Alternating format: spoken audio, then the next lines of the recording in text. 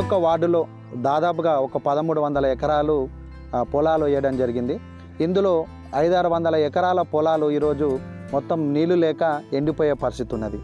ఏదైతే ఇక్కడ ఎండిపోతున్నటువంటి పొలాల దృష్ట్యా అక్కడ ఉన్నటువంటి రైతులకు ఒక ఎకరానికి దాదాపుగా 25,000-30,000 వరకు కూడా ఈ యొక్క వ్యవసాయంలో పెట్టుబడి పెట్టినటువంటి పరిస్థితి. మరి ఈరోజు రైతు మరి ఆ 25,000-30,000 రూపాయలు కూడా పెట్టుబడి రానటువంటి పరిస్థితిలో రైతు చాలా వరకు కూడా ఇబ్బంది పడే పరిస్థితి. నేను బోర్లు వేసిన పొలం అంతా ఎండిపోతాను, బోర్లు వేసుకుంటూ పోయినా ఆ బోరు ఫెయిల్ అయింది. ఆ బోరు పోయినందుకు మళ్ళీ బావి దావిచ్చిన, అవి 1,50,000, ఇవి 2 లక్షలు ఈ బోరుకు అయినాయి. బావి దావిచ్చిన, సైడ్లు వేసిన, అన్నీ వేయినాయి. ఇప్పుడు నీళ్ళు లేవు, పొలం అంతా ఎండిపోతుంది, మా బతుకులు మంచిగా లేవు.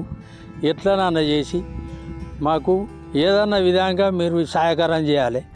ఇక పక్కకు రిజర్వాయర్ ఉంది మల్కపేటది, అవన్నా నింపితే మేము కొద్దిగా బతుకుతాం. పోయినసారి ఇప్పటి వరకు ఎండిపోలేదు.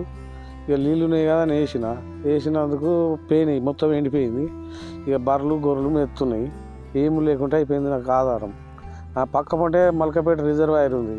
ఆ రిజర్వాయర్కు అది పక్క పంటే మా చెరువు ఉంటుంది, ఆ చెరువు కిందనే నా పొలం అంతా ఎండిపోయింది. చెరువులో నీళ్ళు లేవు ఈసారి, ఎప్పుడు నీళ్ళు ఉండేవి. కనీసం గవర్నమెంట్ ఏదైనా చొరవ తీసుకొని మాకు మల్కపేట నీళ్ళను మాకు ప్రయత్నం చేస్తే చెరువు నింపిన కానీ మేము బతుకుతాం.